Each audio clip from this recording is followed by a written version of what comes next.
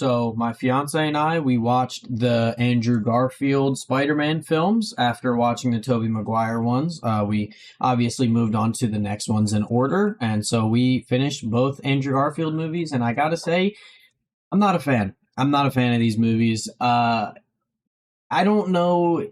I'm not a person that they have to be like the comics. Yeah, this, that. It has to be so perfect and follow the comics exactly. But these movies don't feel like Spider-Man should, in my opinion.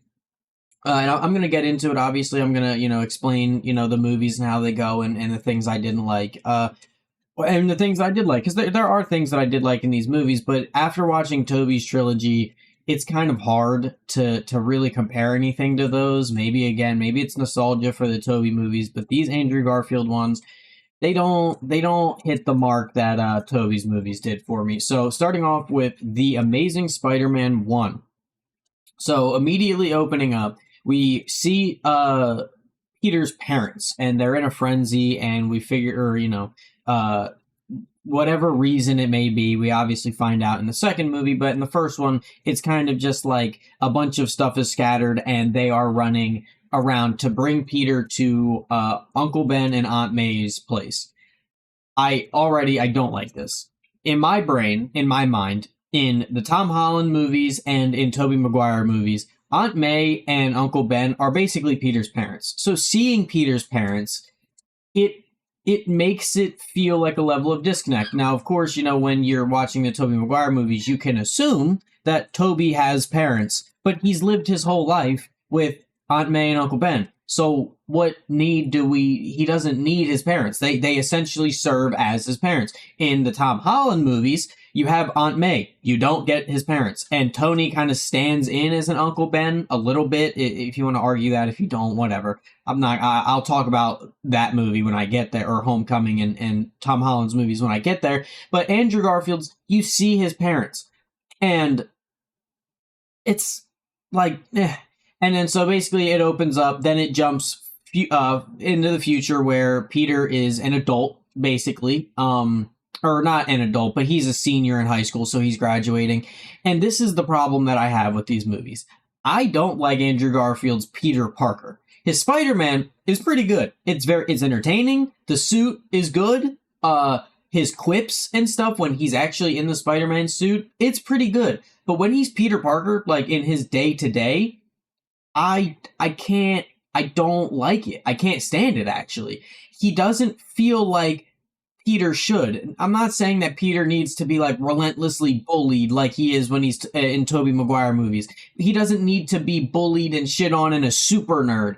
But in this movie, he's just so cool all the time. He's not Peter Parker. Like, I don't know really how to explain it other than that. Like, later in the movie when he's with Gwen and, like, their relationship starts to develop, they're, like, making out all the time. And Peter's got this, like, confidence and this, like, arrogance that, like, I feel like Peter shouldn't have. And in Tobey Maguire's movies, and again, it's so hard not to compare them. I tried to watch these as just Spider-Man movies. Doesn't have to be, not related to Tobey Maguire's. But I go back to Tobey's because I love the way that Tobey Maguire's was done.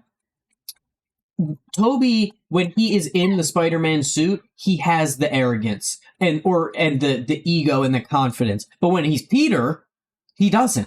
In this, he always has this confidence about him, and when he's Spider-Man, it works. That's fine. But when he's Peter Parker every day is like bullied kind of by Flash, like he's not even bullied. Like he's not even bullied. Like they say something to him, but I don't know. I didn't like it. And then it's a running thing with these movies. Well, in these two movies specifically, I don't like Andrew Garfield's Peter. He just feels too playboy-ish and like not like Peter should. Also, he's not a photographer. I don't think he takes any pictures in any of these movies. Again, I could be misremembering, but he doesn't take any pictures. And like, that's him work. In the second movie, he says to Aunt May that he's been selling pictures to the Daily Bugle and making money. When? He says that. We don't see it, I don't think. Maybe he has a camera in his bedroom in the first one. Maybe he does take a couple pictures. Or, I'm sorry, I am remembering now. He takes a picture of Gwen without her knowing or something. And then like it's his background, but then that's like it. It's like, you know what? I am wrong. I'm sorry. I take that back, because he does try to get a picture of the lizard in this movie. So I am wrong with that. It's been a couple days since I've seen the first one. We took like 2 days to watch the second, and then we watched the first one like 2 days before that. So it has been like probably like 6-7 days since I've seen them. So again, I am sorry about that. He does take pictures in this one, but it doesn't really feel like it's his personality. He like, it's just something that like, it's like, oh, in the comics Peter takes pictures, so like let's have him take pictures, you know? It's like whatever. So in this movie, he is like, Gwen works at Oscorp. He is very smart, and he talks to Dr. Connors, who becomes the lizard. And yeah, he's very smart. He tries to figure stuff out. He ends up getting bit by a spider, the classic Spider-Man story, you know. But 45 minutes in, he gets bit. I don't know. I know I brought up the time in Toby's, where I said in the first like 15 minutes he gets bit. And in the first like 25 minutes, he's using his powers. In this one, he gets bit in like the first 30-minute area. And then he doesn't use his powers. He is supposed to pick up Aunt May. Uncle Ben tells him to pick up Aunt May after school or something. And he forgets to do so because he is helping Dr. Connors at Oscorp. And he gets into a big blowout fight with Uncle Ben. Right? And in this argument with Uncle Ben, he talks about, Uncle Ben brings up, your father lived by this code. You know, he wasn't a perfect man, but he was a good man. And he talked about, you if you have a moral obligation or something. He says you have a responsibility. Basically, kind of, with great power comes great responsibility kind of thing. If you have this power, it is your responsibility to use it for good. So Uncle Ben tells Peter that this was the moral code that his father lived by. It's not even Uncle Ben's own words. Like, yes, he's saying it, but he's getting it from Peter's dad, who Peter has never, well, it's not that he never met. Peter was like, what, 3, 4, maybe a little younger when he went to go live with Aunt May and Uncle Ben. So yes, he remembers his parents. But again, I personally, you don't need his parents. It doesn't work for me. I don't need to see his parents. It doesn't, Aunt May and Uncle Ben feel like, in my opinion, like they should be his parents, you know? Then Peter, he's pissed off, so he goes, after the argument, he runs, and he's at a store. And or like a corner store, or convenience store, or whatever. And the corner store gets robbed by this guy, and he has a gun. And Peter doesn't do anything to stop it. He just lets the guy rob the place. And then Uncle Ben followed Peter. I don't want to hate on this movie and like say it was like really bad, because I've seen worse movies than this, like for sure. But Uncle Ben follows Peter because Peter ran off, and he's like, I want to apologize, or whatever the reason is. The guy who just robbed the store runs out, and Uncle Ben, trying to be a police officer, tells him, put the gun down, man. Go give it back. Go give it back. And then he gets shot. Is the movie supposed to be telling me, or telling Peter could have stopped this guy, but he didn't, and therefore he shot Uncle Ben. Uncle Ben did it to himself. I'm sorry. I don't know if it's maybe me being passive, or you could say I'm a pussy or something. If a guy robs a store at gunpoint, I'm not gonna try to stop him.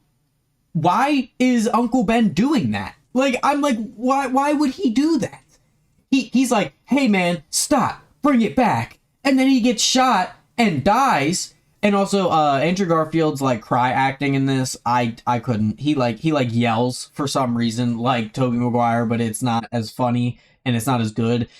But it's like the movie trying to be like, Peter had the chance to stop this guy, and because he didn't, therefore Uncle Ben died. But in Tobey's, that makes sense because Uncle Ben was in the car that the guy, which it got retconned or changed that it was Sandman who did it, and it was an accident. But the guy was trying to take the car from Uncle Ben. He directly went to Uncle Ben. Uncle Ben was walking on the side of the road and tried to stop this guy for no reason other than he just wanted to do it. It feels so forced. And then this happens 45 minutes into a 2-hour movie. Uncle Ben dies. Then the next 15 or so minutes, Peter is going around New York looking for the guy who did it because he notices that he has a tattoo on his inner wrist. So he's going around to all these criminals and trying to find the guy who did it. And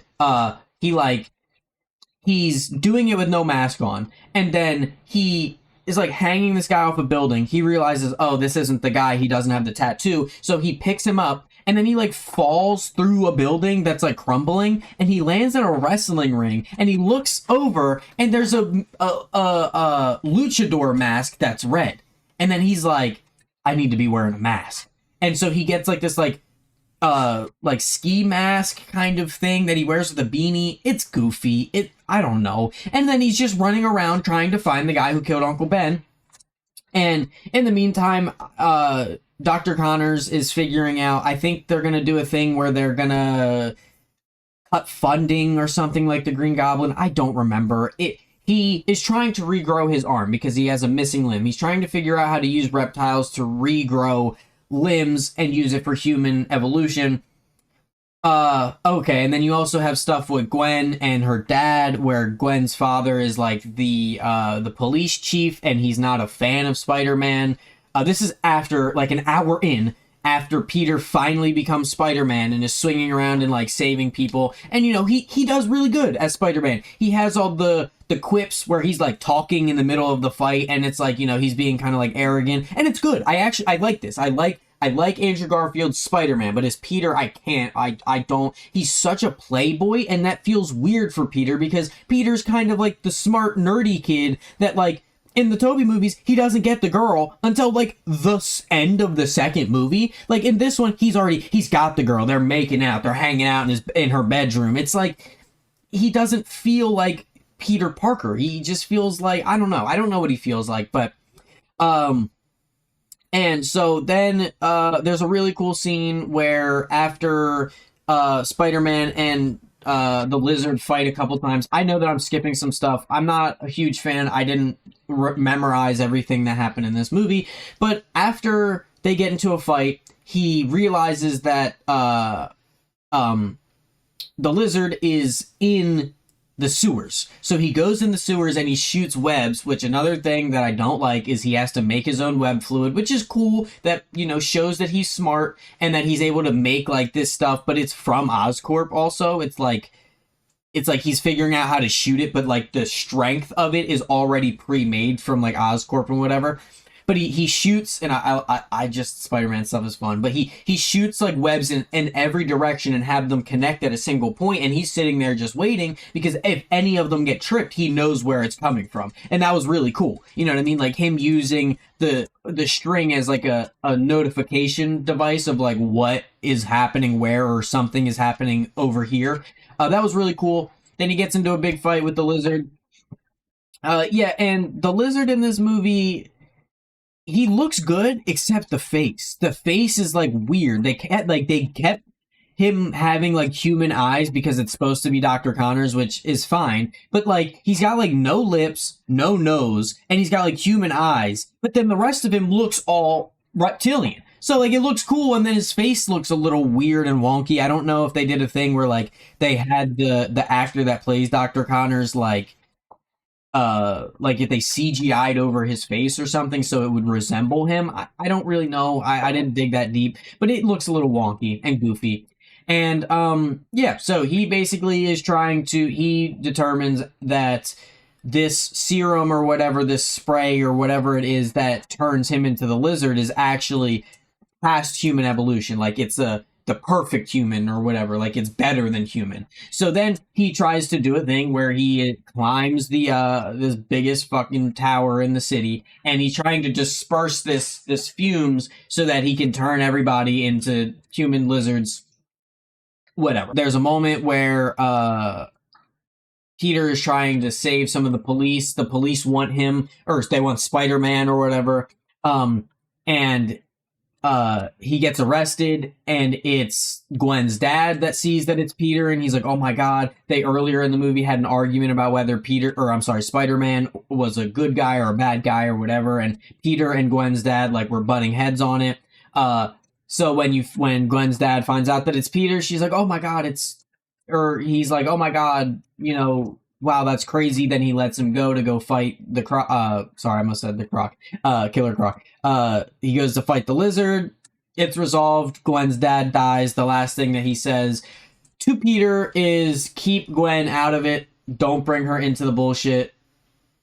And that's TASM 1. I'm not a big fan. I don't like the parent stuff. Uncle Ben dies kind of for almost no reason. I don't like Peter, like Andrew Garfield's Peter. His Spider-Man is really good. There's a scene where he's saving a kid from a car that like fell off a bridge, and that's a good scene. That's really good. He's like, hey, my name's Peter. Like he's being real nice, and you know what I mean. Like he's being like relatable to the kid, and he's like, oh, you're strong, man, you gotta help me out. And it's a good scene. It's a, like I said, his Spider-Man is really good, and I know that some people would argue and be like, Peter Parker is Spider-Man, there is no but there clearly is a difference. Of if you've watched the Tobey movies, when Peter is in the Spider-Man suit saving people, he has a different vibe than when he is nerdy Peter Parker taking pictures. It's just what it is. And Andrew Garfield, much different vibe, but I don't like the Peter Parker stuff. Then I'm going to jump to the second one, The Amazing Spider-Man 2. I know some people say this is the worst Spider-Man movie, and I don't know. I don't know how I feel about this movie in comparison to others. But, so, the plot of this one, the first 10, 15 minutes, I don't remember exactly, you get Peter's, and again, I don't like it, so obviously I'm going to complain about it. You get Peter's parents, what happened to them when they left, and the reason why they left. I think that this was a miss. Peter doesn't know any of this happened. Why do we as an audience need to know that this happened? To show that Peter's dad was cool with Norman Osborn and they were working on stuff together? What does this serve except it? I don't think it serves anything. It would be better if in this first 10 to 15 minutes you get a flashback of Peter and Harry as kids, because they introduce Harry Osborn into this movie along with Electro, who is Jamie Foxx, but 30 to 40 minutes in, they introduce Harry Osborn as the Green Goblin, or he's turning into the Green Goblin, whatever. And you get the scene between Peter and Harry where they're like, oh, remember that back in the day? Do you remember that? The audience doesn't.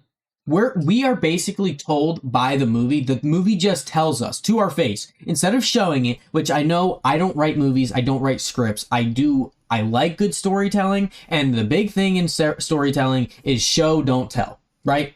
But the movie literally tells you, hey, these two are best friends, and you've never seen it, but just believe that they were really good friends. So it's gonna suck when he turns into the Green Goblin and he starts fighting Peter. Again, I'm sorry to keep comparing them. In Tobey's movie, Harry is there the first 5 minutes of that movie. Harry is there as Peter's best friend, and then some stuff happened. Like the first movie of Tobey's, his dad dies, and it's like, oh shit, like his dad dies, and Peter and Harry are still friends. And then the second movie, Harry's like, I want to find out who Spider-Man is, but they're still friends. And then the third movie, they fight and Harry comes back. It's like, we actually see them be friends. In this movie, and I don't know if maybe they were thinking about doing a trilogy again, and like they were saving some of it, or not saving some of it, but like maybe Green Goblin was supposed to be like the third movie, and they were going to introduce, I don't know what they were doing. The movie basically tells us that these two used to be best friends when they were younger, and then they just grew apart or whatever happened, and that's it. And then they do spend a little scene like talking about like, oh, back in the day, and they're skipping rocks and stuff. And I would rather cut out the parent stuff and put them being friends, because to be real, the parent stuff almost doesn't matter. The only thing that makes it matter is that the cure for the Green Goblin disease, or whatever it is, the cure was Peter Parker's dad. I forget his name, Thomas Parker something. Maybe that's Batman's dad. I don't know. But Peter Parker's dad used his own DNA to help make the spiders.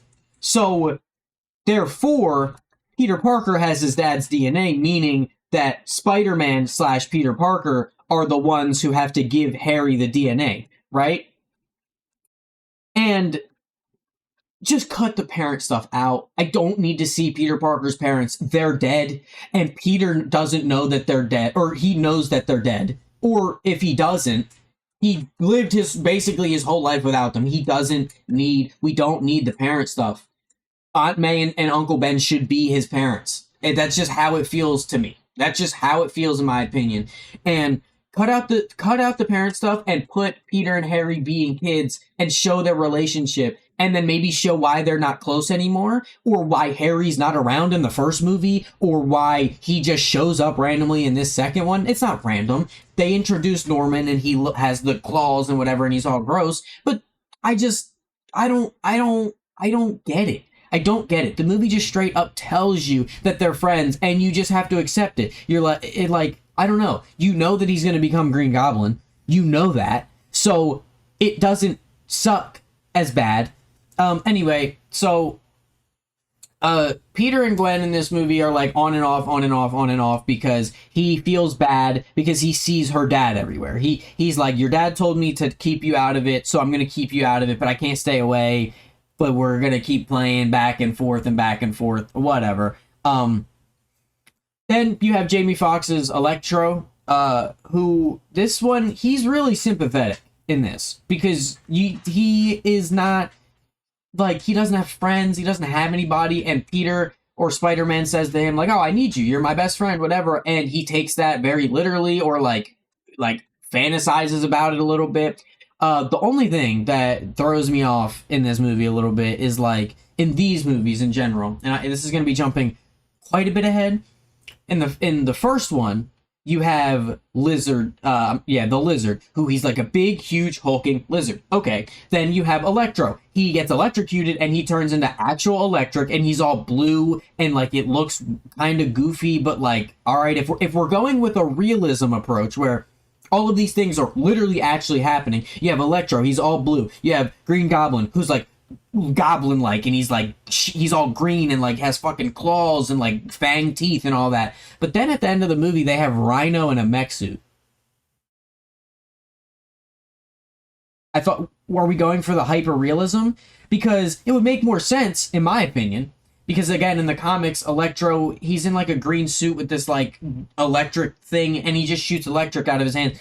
Wouldn't Electro be like a really smart guy that made an electric suit that can control it? Not he literally is turned into electric himself, but then have Rhino be like this man monster thing that can like actually ram things and like is literally like a mutant with like a horn. You know what I mean? Does that make sense? Where it's like, if we're going to go with realism, what makes more sense? A man made of electric, or, I mean, I guess none of them really make sense, and it's a superhero movie, whatever, I'll shut up about it. But it just felt weird that they picked a robot for the Rhino, but made Jamie Foxx literally Electro, literally made him fully electric, bright blue, like, it just felt weird. But basically, he's told to stay late one day on his own birthday, which this is what makes him tragic. Like, he doesn't even feel like a villain. He is a villain, but he's very sympathetic. On his own birthday, he's forced to stay behind at work while everybody else does the thing. Nobody else is helping him. He's holding an electrical thing, and then he falls into a vat of electric eels, and instead of killing him, it explodes, and now he's Electro. And, like, he doesn't want to be doing the things that he's doing. Like, he's zapping things and, like, pulling electric out of things. And, I don't know. I don't have a lot to say. He's sympathetic, and he gets experimented on. And then when he gets captured by the police and taken to Oscorp or whatever, it just jumps to Harry's plot, basically. And he just spends majority of the movie, like, locked up in a prison cell. And then we get Harry's plot. He needs Spider-Man's DNA, and Peter or Spider-Man won't give it to him because he doesn't know why. And then here's another thing that loses me in this movie. Again, Harry is the son of the owner of this corporation. Were told that they killed all the spiders. He wants Spider-Man's DNA or blood or whatever because that's what's going to help cure him. But then he's like, wait a minute. There's a part of the building I don't know, and we kept the spiders the whole time. How would he not know about that? And two, you're telling me this whole time he could have just got the spider DNA and didn't even have to go after Spider-Man? It felt like a weird plot just to get Harry and Peter arguing and just for a way for Harry to find out that Peter's Spider-Man. I don't like this movie, man. But the biggest thing that this movie is probably known for is the Gwen scene where they're fighting and she falls and like he just catches her, but she hits her head and she dies. Here's my problem. It does hold weight. It is emotional. It actually, like, seeing the slow motion, it's a good scene. In the first movie, there was a guy that Spider-Man was like trying to arrest who was stealing cars. Or no, I'm sorry, it was a police officer. The police officer was probably a good 5 feet, if less, if not less, 5 feet away from Spider-Man, Peter, and he shoots at him 5 times. And Peter, using either spider sense or his superhuman speed or whatever, he's dodging 5 bullets at 5 feet away. In this one, Green Goblin says, I'm going to take away everything that you love. And he turns, looks at Gwen. He goes, Gwen, run! And Spider-Man is able to react to bullets 5 feet away that are moving that fast, but he can't react to Green Goblin going after his girl. That's, like, a much larger distance, but he can't react to that. It's like, I understand that spider sense is, like, a cool thing that they can use to make, like, really cool moments, and, like, if you want something to be emotional and heavy, you have to kind of make it weaker or make it stronger, depending on which either way. And, you know, they make his reaction time a little slower so that Green Goblin can actually grab Gwen, and it's, like, suspenseful because it's like, oh my god, what is he gonna do? But it's just, Peter should be able to body Harry or Green Goblin, like, without fail. Like, he should be able to whoop Green Goblin's ass like crazy. And then again, I know that technically Harry has the same thing or same DNA or whatever as the spider because the spider bit Peter and the spider DNA is in Harry, so they kind of are like similar strength. But dude, it's a good scene when Gwen is falling and it's suspenseful, but I don't know. It just felt like they needed something suspenseful to happen, and so Peter kind of just lets Green Goblin grab her. Like, I don't know. I know that I probably jumped around a whole bunch and I'm missing key plot things and it probably is frustrating, but I don't like the parent stuff in the first or the second one. And Uncle Ben feels like he dies for no reason. And then in these ones, the villains, like, it just almost feels like nothing. Like, the most sympathetic one is Electro, but it's weird. Like, he falls into a vat of electric eels, and then instead of, like, getting electrocuted to death, he turns into electric itself, and it's like, okay, that's a Spider-Man villain. Okay, you know what I mean? Like, you know, that's simplifying it. You know, I'm simplifying it. But I'm just not a big fan. Let me know what you think in the comments. You disagree? Do you agree? You know, if you disagree with me, please, by all means, tell me that I'm wrong or whatever. I mean, be civil about it. You know, I'm not, if this is your favorite movie, you 100% are allowed to think that I am not a fan. I'm not a fan. If you agree with me, tell me, you know, I mean, if you agree with me, let me know what they could have maybe done better. I know that I didn't give any options. The only thing I said was, instead of 10 minutes of Peter's parents by themselves doing whatever, have Harry and Peter hanging out as kids and show us that. And then when he shows up, it's like, okay, this makes sense, you know? But yeah, thank you for watching if you made it this far. I really do appreciate it. I don't want to just shit on movies because movies are hard to make and I like them. They're fun, but it wasn't for me, both of them. So yeah, next is going to be Tom's trilogy. I'm really excited for that. I really like No Way Home. I really enjoyed Homecoming. We actually have already watched it. I enjoy them pretty much. Far From Home, I think, is the worst Spider-Man movie. And maybe I'm gonna rewatch it, but when I saw it, I was either superheroed out and I couldn't take that movie serious, like, at all. But yep, that's a whole different thing. So yep, thank you for watching.